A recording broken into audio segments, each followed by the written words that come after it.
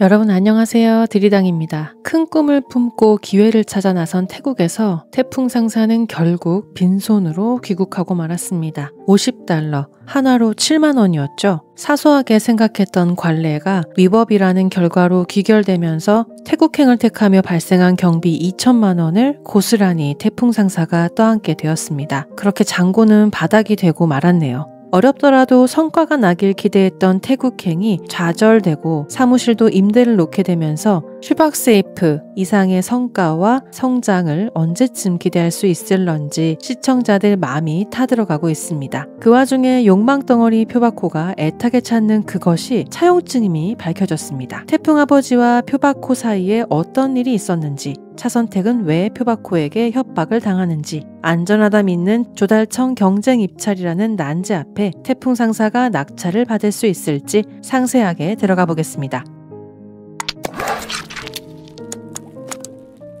지난 10화 말미 표바코가 태풍 상사의 인사카드를 손에서 놓지 못했습니다. 그중 표 사장이 가장 주목한 이가 총무부 차선택입니다. 모두가 거리로 내몰리던 IMF 시절이라 힘든데 차선택은 더 사지로 몰리고 있었죠. 사업병이 걸린 남편의 고3 아이 뒷바라지를 해내느라 회사 생활 당시에도 그녀의 속은 타들어가고 있었다라고 묘사되고 있습니다. 그런데 본인 수입마저 보장이 되지 않자 태풍 상사를 박차고 나와 녹즙을 팔려 하루하루 버티고 있죠. 그런 그녀에게 표 사장이 강진영 사장이 죽기 전 절실에 쓸 돈을 쥐어주며 차용증을 찾아내란 미션을 준 것으로 추정됩니다. 시점은 표바코가 강진현 사장 병문안에 와서 차용증이 어디 있냐 이글거리고 있던 때였죠. 이 시점이라면 강진영 사장이 차곡차곡 태풍 상사의 개국 공신들을 위해 사비로 적금을 들어둔 걸 알기 전입니다. 이를 알기 전 차선택은 우선 표 사장의 돈을 받아버렸고 어떻게든 찾아내야 한다는 미션을 받아버리고 만 겁니다. 이전 회사에 대한 애정도 있었겠지만 녹즙 아줌마로 살면서도 태풍 상사를 종종 찾았던 발걸음에는 이런 복잡한 사정이 있었던 거죠. 1989년 당시 표바코는 태풍 상사 강진영 사장으로부터 거액의 돈을 빌린 뒤 차용증을 작성했습니다. 그가 다시 꺼내든 수첩을 보면 거대 거래처에서 미수금이 발생해 해수 독촉을 위한 자금 마련이 필요하다 기입되어 있었어요. 상당히 큰 금액이 필요한 상황이었던 걸 알 수 있죠. 차용증에는 어느 시점까지 돈을 갚겠다는 기한이 정해져 있었을 텐데 세상 너그럽고 강직한 태풍 아버지는 이를 또 묵묵히 기다려주고 있는 듯합니다. 태풍과 현준의 폭행건으로 두 아버지가 경찰서에서 조우했을 당시 대화에 고스란히 드러나고 있죠. 빌린 돈을 갚아야 하는 표바코는 차일피일 미루며 주지 않으려는 속내가 들킬까 고향이 쥐 생각해주냐 되받아칩니다. 과거 카이사르 강으로 불리며 뱃사람이었던 태풍 아버지가 해운 상사를 운영하는 표 사장의 이 같은 검은 속내를 몰랐을 리가 없죠. 만약을 대비해 그 차용증과 해당 내용이 실린 금전출납부는 찢어서 숨겨두었습니다. 그 위치는 막연하게나마 제일 안전할 것 같은 사장실의 금고이지 않을까 생각이 되지만 가족사진 액자에 금고 열쇠가 있었던 것처럼 의외의 장소일 것 같은데요. 태풍이 애지중지 모모네호프에도 가져간 강진영 사장의 명패,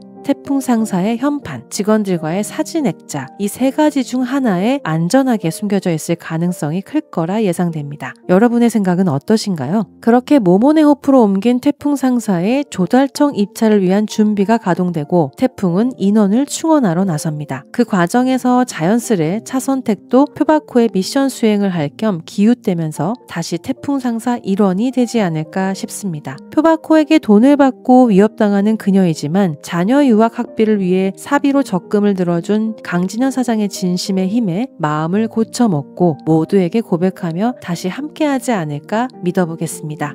이 차용증은 금액이 큰 만큼 아마도 마지막 화에 표상선의 몰락을 초래하는 한 방으로 사이다 엔딩이 되지 않을까 예상해봅니다. 국가 사업이요. 완전 안전한. 태풍이 눈여겨본 조달청 이야기가 전개됩니다. IMF 당시 조달청은 국가 재정 안정과 경제 회복을 위한 핵심 기관으로 기능했습니다. 특히 중소기업 지원과 경제 안정에도 힘썼는데 IMF 외환위기 이후 국가적 차원에서 벤처기업 육성을 독려했다고 하죠. 때문에 인터넷, 정보통신 등 신기술 분야에 많은 자금이 유입되었다고 합니다. 종합예고와 하이라이트 영상 속에 배송중 대리와 태풍이 선택해서 띄워댈 아이템이 바로 키보드입니다. 이 신기술 분야에 꼭 필요한 물건으로 조달청 아이템이라는 입찰의 안성맞춤이죠. 하지만 이런 태풍의 행보를 표현준이 강 건너 불구경할 리가 없습니다. 단독이 아닌 경쟁 입찰로 전환이 되게 하면서 태풍 상사는 도움이 절실해집니다. 그렇게 해서 찾아간 사람으로 구명관 이사가 등장할 예정이에요. 나는 길을 잃었네. 그러니 다시는 오지 마시게. 10화에서는 왕모 어머니를 통해 혼란스러웠던 시절 다단계의 폐해를 보여주었습니다. 11화에서는 건설 현장 인력 시장에서조차 거부당한 구명관 이사를 통해 사이비 종교라는 이슈도 전개될 예정입니다. 기댈 곳 없이 절망적이었던 사람들의 상황을 교묘하게 이용하는 사이비 종교에 구이사도 발을 들이게 되네요. 우리 좀 도와주세요. 태풍 상사 좀 도와주세요. 하지만 태풍과 미선의 끈질긴 두드림으로 태풍 상사로 돌아와 경험과 관록의 힘을 보여줄 예정입니다. 구명관 이사라는 천군만마를 얻고 경제 입찰에서 성공하는 태풍 상사의 모습을 꼭 보고 싶네요. 태국으로의 헬멧 수출이 시원하게 갈무리 되지 못하고 임시사무실로 이동한 태풍 상사, 슈박세이프 이상의 멋진 비상을 해내면서 니악한 막내딸과도 큰 비즈니스를 하는 초석을 마련할 수 있도록 남은 6화 동안 응원하며 시청해보겠습니다. 참, 워커홀릭 오주임 나중에 후회 말고 태풍이 어서 붙잡아주세요. 극한의 상황을 헤쳐갈 태풍 상사와 주역들, 그리고 차용증 찾기까지 초보사장 강태풍의 고군분투 성장기 태풍 상사. 다가오는 주말 9시 10분 TVN에서 못 보셨다면 티빙에서 꼭 풀 시청하세요. 남은 3주도 뜨겁게 달려보시죠. 오늘도 내일도 드라마 리뷰는 드리당.